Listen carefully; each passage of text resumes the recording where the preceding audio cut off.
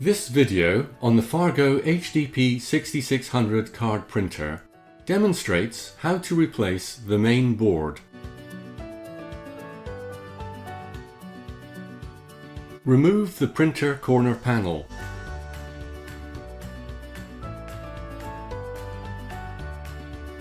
Using a Torx T10 screwdriver, remove the two screws securing the back panel. Open the back panel by pulling the top outwards. Carefully remove all the connecting wires from the board.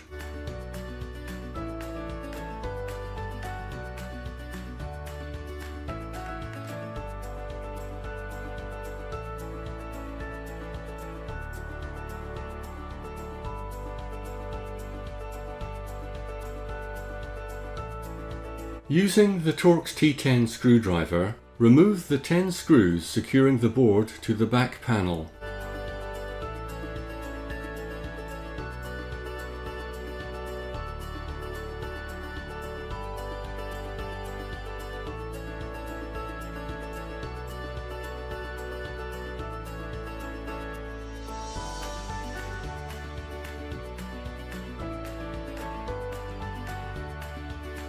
The main board can now be removed.